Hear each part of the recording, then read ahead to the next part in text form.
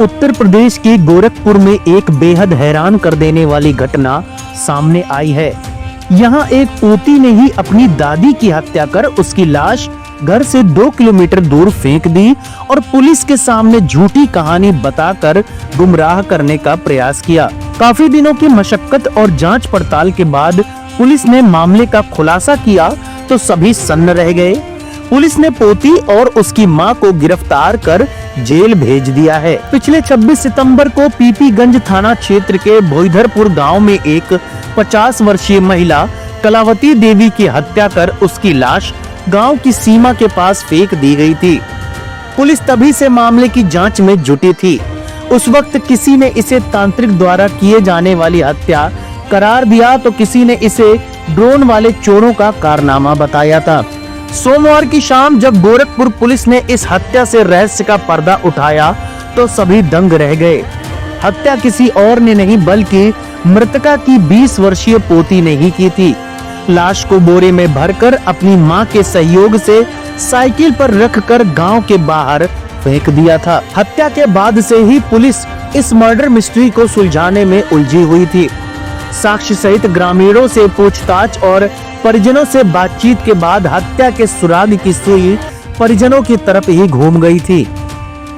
बता दें कि मृतका के पति की मौत 2 साल पहले हो चुकी थी। बड़ा लड़का बाहर रहकर पेंट पॉलिश का काम करता था। उसकी पहली पत्नी की मौत हो चुकी थी। दूसरी शादी कोलकाता में हुई थी। दूसरी पत्नी की पहले से ही एक बेटी थी।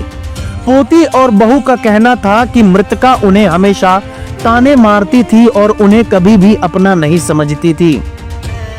दादी का कहना था कि पता नहीं कहां बंगाल से आई है और यह मेरी पोती नहीं, न जाने किसका खून है।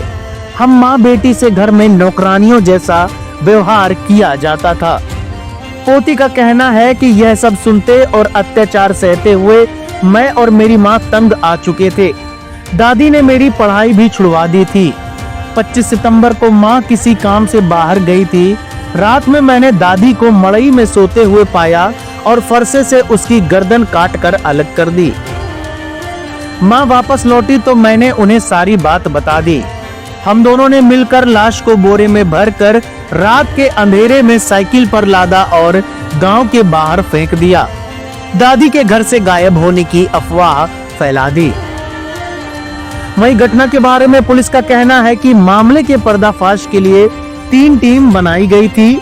सभी पहलुओं पर जांच चल रही थी। पूछताछ और जांच के आधार पर शक परिजनों पर ही जा रहा था। माँ बेटी से जब कड़ाई से पूछताछ की गई तो दोनों टूट गईं और अपना जुर्म कबूल कर लिया। हत्या में प्रयुक्त फरसे को गोबर के ढेर में छुपाया गया था, उसे भी बरामद कर लिया गया है। दोनों के खिलाफ विभिन्न धाराओं में मुकदमा दर्ज कर जेल भेज दिया गया है। आगे की कार्रवाई की जा रही है।